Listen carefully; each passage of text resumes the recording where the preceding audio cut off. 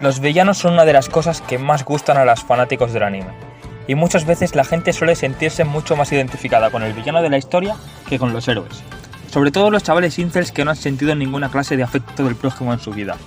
En este vídeo vamos a repasar los villanos más malvados de la industria, los que han cometido más crímenes penados por las Naciones Unidas. No hablaremos de los más fuertes ni de los más famosos, así que bueno, una vez dicho esto, vamos por faena.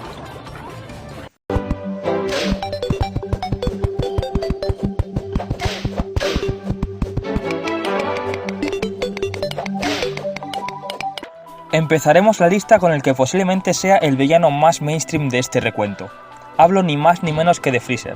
Es sabido por todos que el emperador espacial ha causado muchísimas catástrofes, diferentes genocidios como por ejemplo el del Planeta Vegeta pero el de Minecraft, Namek y el de Ruanda, el cual según mi opinión fue el más sonado de todos.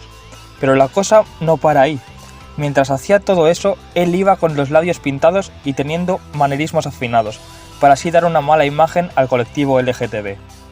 Su fechoría más reciente la vemos en el último arco de Dragon Ball Super.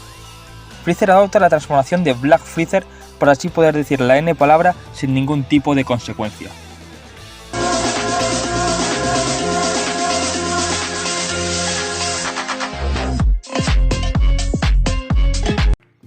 Otro villano muy sonado es Doflamingo de One Piece. Este personaje es muy complejo para su obra, habiendo perdido su estatus de dragón celestial y tocando fondo después de eso. Cuando lo conocemos, tiene a un país entero sumido bajo un régimen dictatorial, al igual que su contraparte en el mundo real, Francisco Franco Bahamonde. Aparte de ser español, lo cual ya es una señal de tiranía y maldad absoluta, Doflamingo es tan fuerte que obliga a Luffy a sacarse un power-up del culo, y a partir de aquí la obra empieza a irse al garete.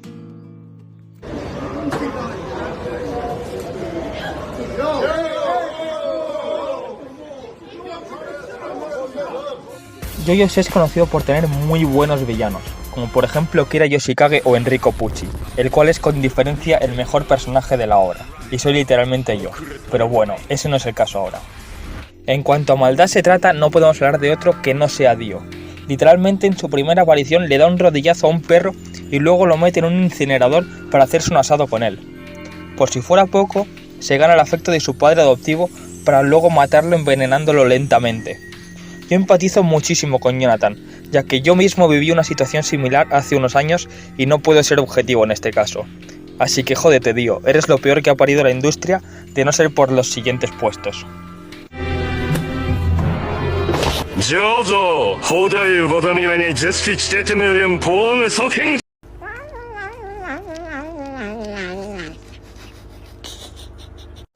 Si vamos a hablar de albinos cabrones, no podemos dejar a Griffith fuera de esto. Esta es la encarnación de lo peor que puede hacer el ser humano. Empieza siendo un carismático líder de un grupo de mercenarios. Toma muy malas decisiones hasta que un día la mano de Dios le propone unirse a sus filas sacrificando su humanidad y a sus tropas. A partir de aquí no para de hacer atrocidades, como por ejemplo tocar el violín con Casca delante de Guts, compartir información falsa sobre el COVID-19, no tirar de la cisterna en los baños de los restaurantes en los cuales comía un tupper que él se traía de su casa, y la mayor atrocidad de todas, anexionarse las Islas Malvinas. Dime, Guts, ¿quieres saber qué pasó con tu tanque de gas?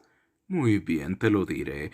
¡Yo me lo robé, Guts! Yo entré a tu cocina la noche de Año Nuevo y me lo llevé. Y mira lo que hago. Sí, sabe como los labios de tu vieja. De verdad que no tengo palabras para describir a este monstruo.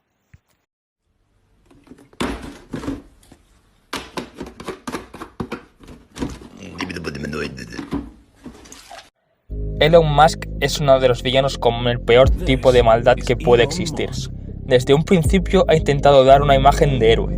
Algunos frikis sin una figura paterna en su casa lo llamaban el Tony Stark de la vida real. Sin embargo, en los últimos arcos del anime, Elon ha cometido actos ruines, como manipular la economía a su antojo y comprar la red social más tóxica de Silicon Valley. Poco a poco se le ha ido cayendo la careta y ha perdido el apoyo popular del que alguna vez gozó. A partir de aquí voy a hablar de los hechos del manga, así que si no quieres spoilearte, salta el minuto que te dejo en pantalla. En los últimos arcos del manga hemos visto cómo Elon ha colaborado en la creación de Ultron, implantándole las opiniones que se encuentran en su red social Twitter, lo cual le volvió loco y puso en jaque a la humanidad. Se habría salido con la suya de no ser por los Vengadores y Lalo Garza.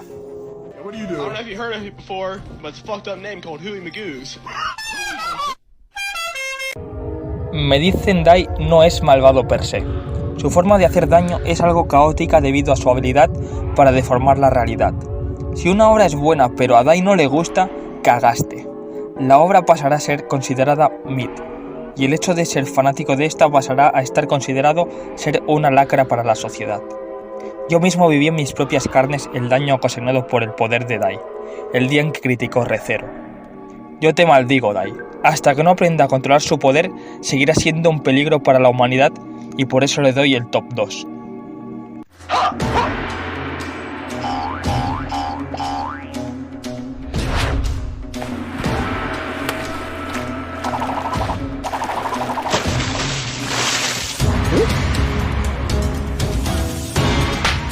Aizen lo planeó todo.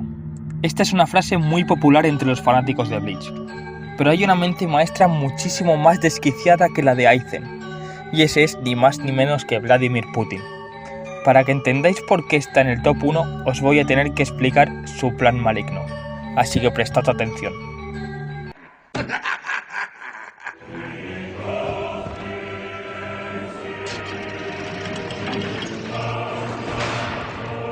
Paso 1.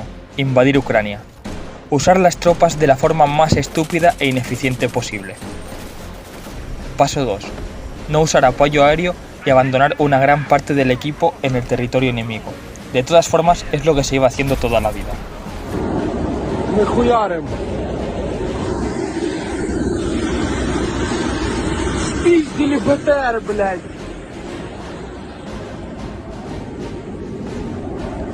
Paso 3.